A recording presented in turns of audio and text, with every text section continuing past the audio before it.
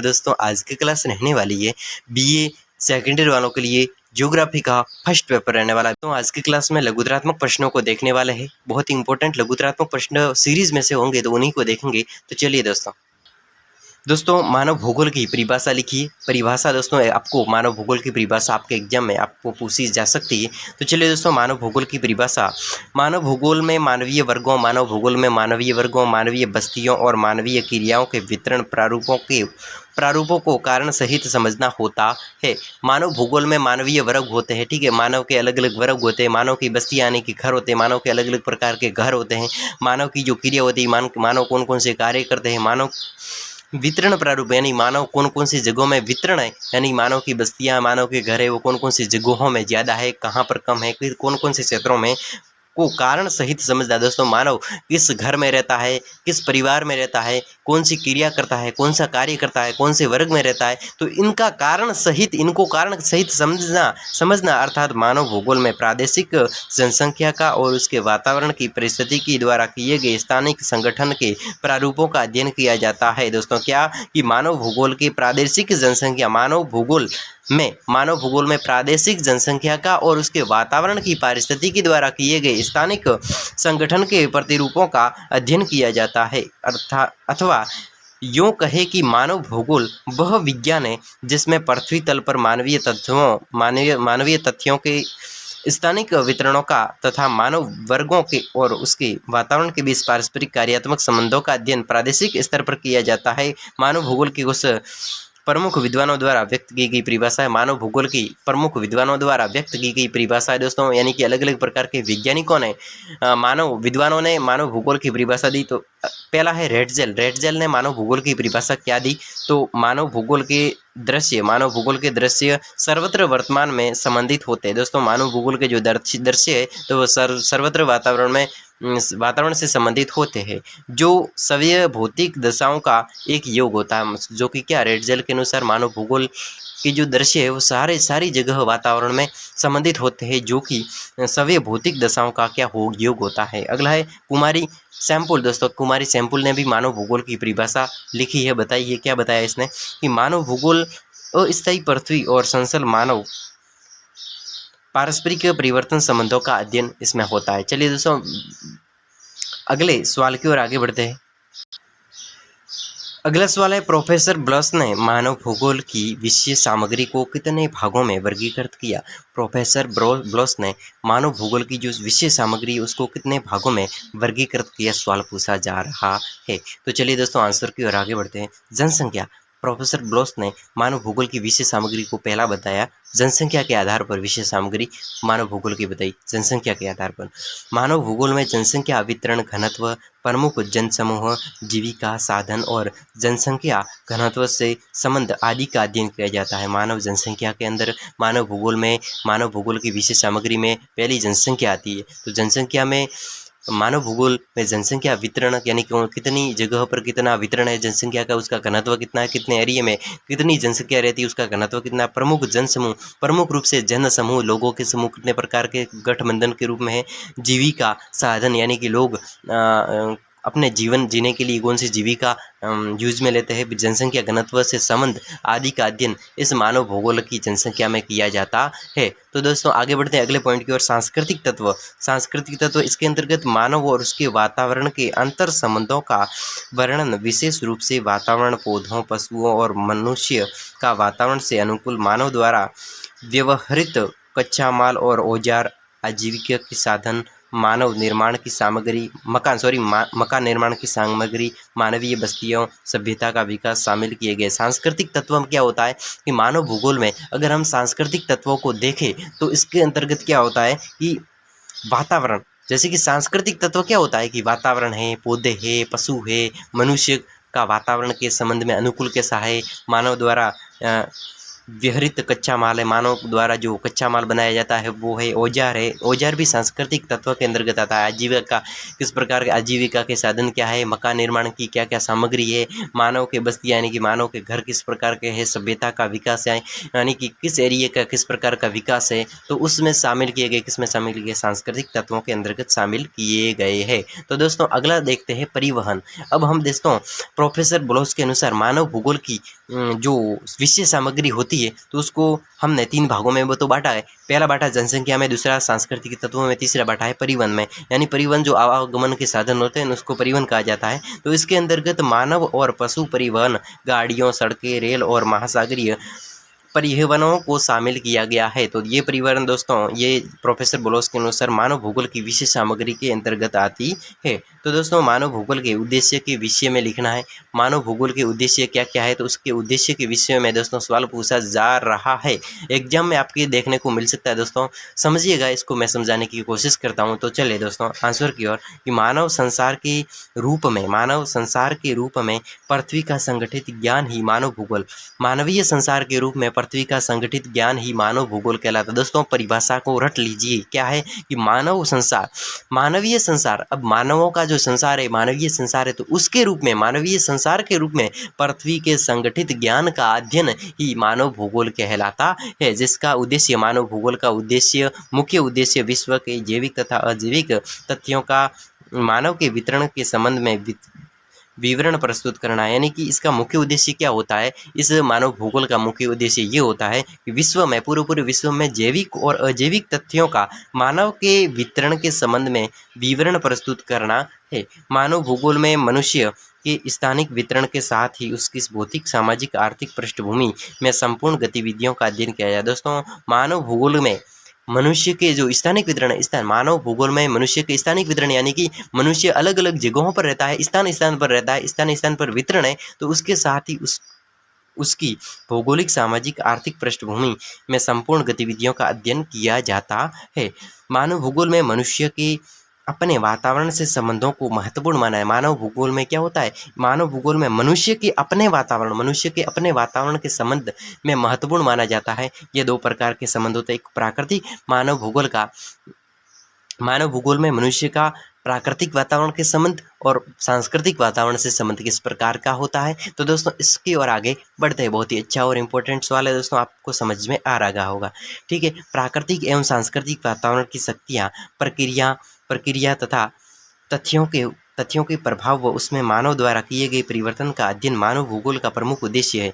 प्राकृतिक तथा सांस्कृतिक वातावरण की शक्तियाँ और उस प्राकृतिक और सांस्कृतिक वातावरण की क्रिया तथा प्राकृतिक और सांस्कृतिक वातावरण के तथ्य के प्रभावों व उसमें मानव द्वारा किए गए परिवर्तन यानी सांस्कृतिक और प्राकृतिक वातावरण, उसमें मानव द्वारा किए गए परिवर्तनों का अध्ययन मानव भूगोल का प्रमुख उद्देश्य होता है। मानव भूगोल में यह भी विश्लेषण किया जाता है दोस्तों, मानव भूगोल में यह भी विश्लेषण किया जाता है कि पृथ्वी तल पर रहने वाला मनुष्य समूह अपने वातावरण का किस प्रकार उपयोग करता है। दोस्तों यहाँ पर यह भी विश्लेषण किया जाता है, मानव भूगोल में यह भी देखा जाता है कि पृथ्वी तल पर रहने वाला जो मानव समूह है, पृथ्वी तल पर रहने वाला जो मानवों का समूह है, वो अपने वातावरण का किस प्रकार से उपयोग करता है और मानव वातावरण के अंतर्गत संबंधों के प्रादेशिक अध्ययन के रूप में ब्रोंस ने मानव भूगोल का उद्देश्य स्पष्ट करते हुए लिखा है कि मानव भूगोल का उद्देश्य मानव क्रियाकलापों, मानव भूगोल का उद्देश्य दोस्तों यहाँ पर एक विद्वान है तो उसने यहाँ पर लिखा है, कौन सा विद्वान का नाम देखिए दोस्तों, कि यहाँ पर ब्रुंस, दोस्तों विद्वान ब्रुंस ने एक बात लिखी है तो उससे मानव भूगोल के उद्देश्य स्पष्ट होते हैं कि क्या है कि मानव भूगोल का उद्देश्य मानव क्रियाकलापों यानी मानव भूगोल का उद्देश्य ये होता है कि मानव कौन सी क्रिया करता है तथा भौतिक भूगोल के दृश्यों के मध्य संबंधों का अध्ययन करना होता है। तो यही मानव भूगोल का उद्देश्य विशेष रूप से होता है। आगे बढ़ते उपरोक्त विवेचन से जितना हमने पढ़ा इस विवेचन से स्पष्ट होता है कि मानव भूगोल केवल प्राकृतिक वातावरण का अध्ययन मात्र न होकर उससे सांस्कृतिक वातावरण के सर्जन, दोस्तों मानव भूगोल है वो केवल प्राकृतिक वातावरण का अध्ययन न होकर के सांस्कृतिक वातावरण के सर्जन तथा उसमें मानव के पारिस्थितिक समायोजन के रूपरेखा को प्रस्तुत करता है। तो दोस्तों अगला देखते हैं, अगले इंपॉर्टेंट सवाल की ओर आगे बढ़ते, बहुत ही अच्छे सवाल होंगे। तो दोस्तों मैं इसी प्रकार आपको अच्छी तरीके से समझाने की कोशिश करूंगा, तो दोस्तों अंत तक जुड़े रहे। तो चलिए दोस्तों अगले सवाल की ओर। दोस्तों अगला सवाल है वेरी वेरी वेरी इंपॉर्टेंट सवाल दोस्तों, एग्जाम की दृष्टि से पूछा जा सकता है कि संभववाद की व्याख्या कीजिए। संभववाद क्या है, किसने दिया था, इसकी परिभाषा क्या है। बहुत ही अच्छे तरीके से मैं आप सभी के सामने इस सवाल को पेश करने जा रहा हूं दोस्तों, समझिएगा, मैं समझाने की पूरी कोशिश करूंगा दोस्तों, ठीक। तो संभववाद की अवधारणा को समझिए। सवाल पूछा गया है 2019 और 15 दो एग्जाम दोस्तों, भले ही पूछा गया लेकिन पूछा जाता है दोस्तों, ठीक। तो चलिए दोस्तों इसके आंसर की ओर आगे बढ़ते हैं। संभववाद भौतिक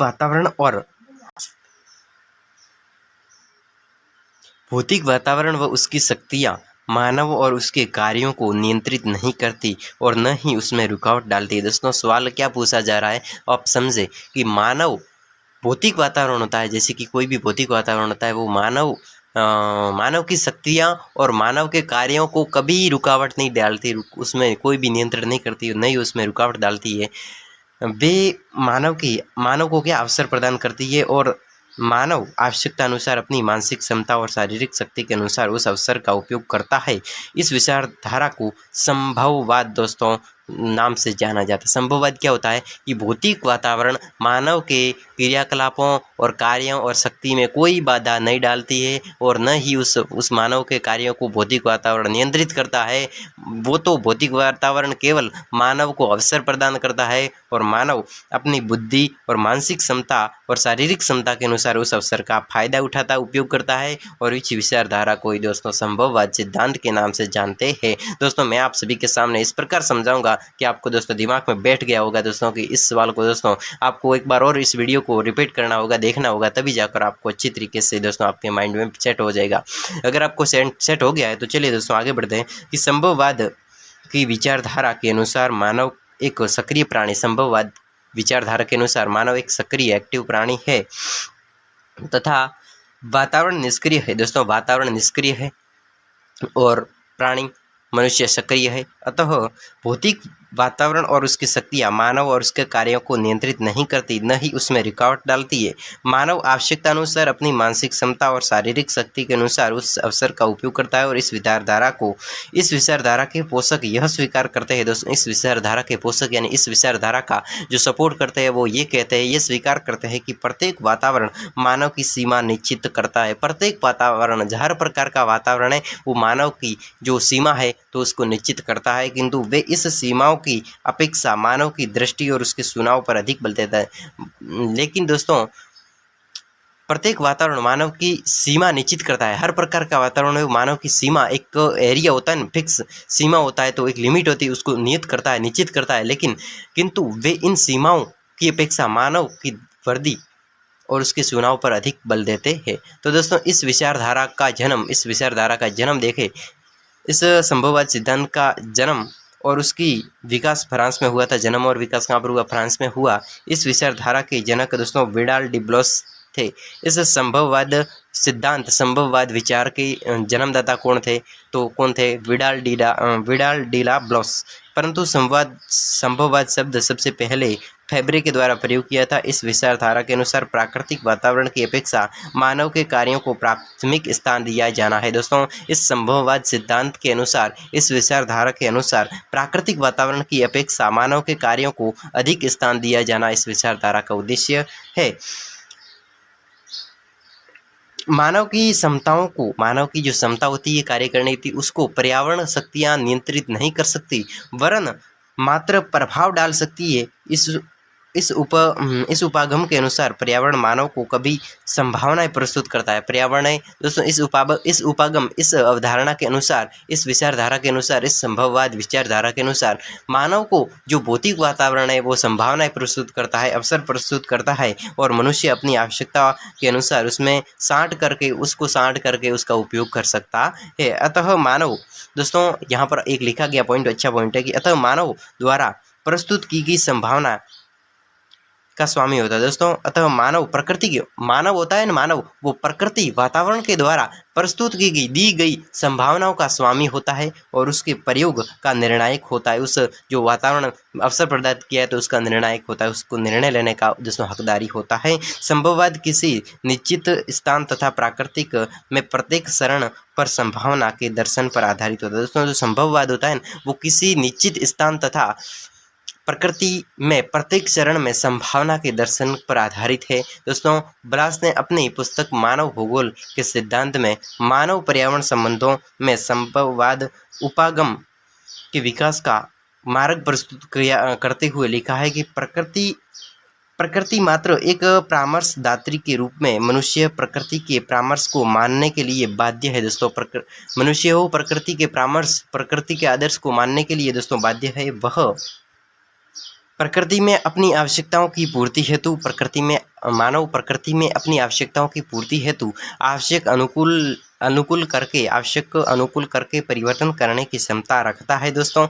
अगर मानव चाहे तो वातावरण में परिवर्तन करके अपनी परिस्थितियों को मैनेजमेंट कर सकता है। पर्यावरणीय कारक मानव को प्रभावित नहीं कर सकते। पर्यावरण के जो भी कारक है, पर्यावरण प्राकृतिक के जो भी कारक है वो कभी भी मानव को प्रभावित नहीं कर सकते, वरन मानव द्वारा सामंजस्य करने के दौरान परिवर्तित होते रहते हैं। ब्लॉस मानव को एक ऐसा भौगोलिक कारक मानते हैं। विद्वान ब्लॉस मानव को एक ऐसा भूगोल का कारक मानते हैं जो कर्म प्रधान और कृत प्रधान दोनों ही दोस्तों, कर्म प्रधान होता है मानव और कृत प्रधान अपने कर्तव्य पर अडिग रहने वाला कृत प्रधान भी होता है। चलिए दोस्तों 13वें सवाल की और अच्छा और इम्पोर्टेंट सवाल बनता है एग्जाम की दृष्टि से दोस्तों, पूछा जा सकता है। बहुत ही बेहतरीन सवाल एग्जाम में पूछा जाने वाला, ठीक है। तो नियतवाद और निश्चयवाद को समझाइए। नियतवाद क्या होता है, निश्चयवाद क्या होता है, इसको समझाना है। नियतवाद और निश्चयवाद को समझाइए दोस्तों। तो चलिए दोस्तों आंसर की ओर। इसे पर्यावरणीय निश्चयवाद या नियतिवाद भी कहा जाता है। नियतिवाद दोस्तों, नियतिवाद क्या होता है कि इसको हम पर्यावरणीय नियतिवाद भी कहते हैं। इस अवधारणा के अनुसार, इस नियतिवाद या फिर निश्चयवाद अवधारणा के अनुसार मानव को अन्य जीव जंतु की भांति प्राकृतिक वातावरण के निर्देश की अनुपालना करनी चाहिए। यानी दोस्तों इस निश्चयवाद अवधारणा के अनुसार मानव को, मनुष्य को अपने ही जीव जंतुओं की भांति प्राकृतिक वातावरण के निर्देशों की अनुपालना यानी कि उसके आदेश का पालना करनी चाहिए। अर्थात मानव तथा उसके क्रियाकलापों पर भौतिक पर्यावरण का प्रभाव दृष्टिगत होता है दोस्तों। यहाँ पर मानव तथा उसके क्रियाकलाप होते हैं तो उस पर भौतिक पर्यावरण का प्रभाव दृष्टिगत होता है।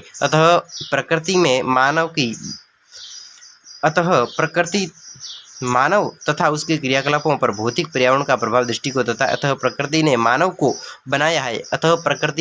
को बनाया है और यही इस विचारधारा का प्रमुख आधार है। इस विचारधारा का जन्म एवं विकास जर्मनी में हुआ है। इस निश्चयवाद सिद्धांत विचारधारा का जन्म जर्मनी में हुआ है और इसका जनक फ्रेडरिक रेटजेल को माना जाता है। इस निश्चयवाद विचारधारा का जनक इसको फ्रेडरिक रेटजेल को माना जाता है दोस्तों। रेटजेल महोदय के अनुसार क्या है तो इसको देख लेते हैं। रेटजेल महोदय के अनुसार प्राकृतिक वातावरण के तत्व जैसे धरातल की बनावट, जलवायु, वनस्पति आदि में तथा मानव के मध्य जटिल संबंधों के अध्ययन पाए जाते हैं दोस्तों, संबंध पाए जाते हैं। तो सॉरी, रेटजेल महोदय के अनुसार क्या है कि इस रेटजेल महोदय के अनुसार प्राकृतिक वातावरण होता है जो भौतिक वातावरण, प्राकृतिक वातावरण हमारे शहरों और पेड़ पौधे पशु पक्षी होते हैं तो वही क्या होते हैं, प्राकृतिक वातावरण होते हैं। उसमें जो तत्व होते हैं वो जैसे कि धरातल की बनावट, हमारे शहरों और धरातल यानी कि जो ज़मीन है तो धरातल की किस प्रकार की बनावट है, जलवायु हमारे शहरों और कैसी है, गर्म है, ठंडी है, किस प्रकार की है, वनस्पति हमारे साथ में हमारे शहरों और कैसी है आदि, तथा मानव के मध्य जटिल संबंध पाए जाते हैं। प्रकृति तथा मानव के बीच में कौन कौन से जटिल संबंध पाए जाते हैं जिसमें पर्यावरणीय तत्व अधिक प्रभावशाली होता है दोस्तों। इस सभी मानव और प्रकृति के मध्य जो संबंध अलग अलग प्रकार के पाए जाते हैं उसमें सबसे अधिक प्रभावशाली होता है तो वो होता पर्यावरणीय संबंध।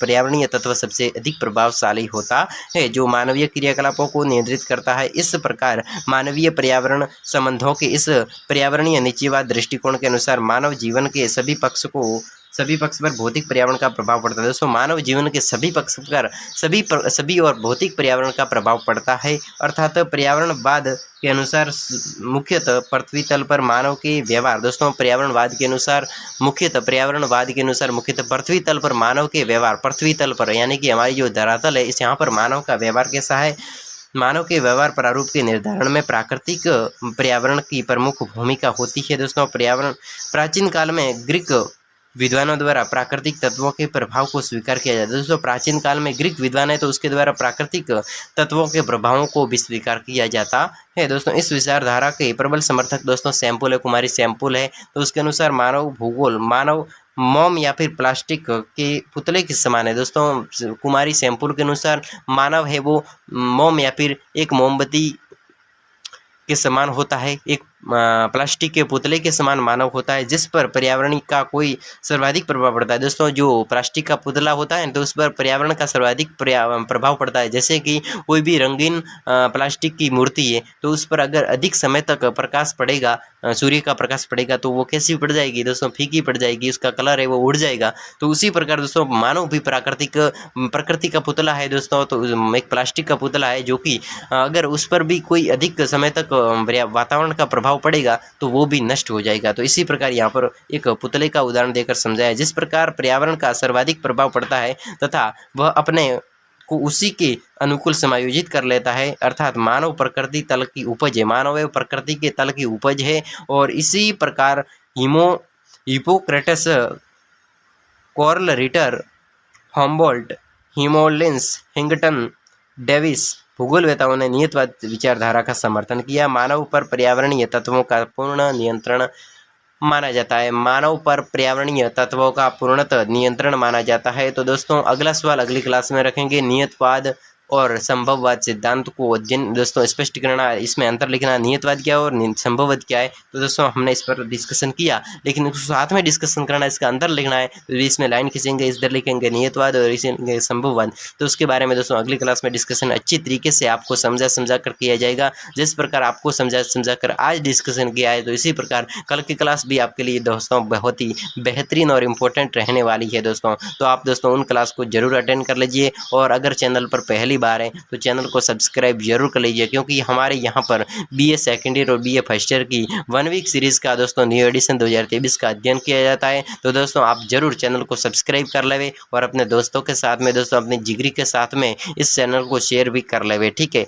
तो दोस्तों अब मिलता हूँ अगली क्लास में अगले इंपॉर्टेंट वीडियो के साथ में। तब तक के लिए आपके अपने दोस्त को अनुमति दीजिए। तब तक के लिए बाय बाय, धन्यवाद।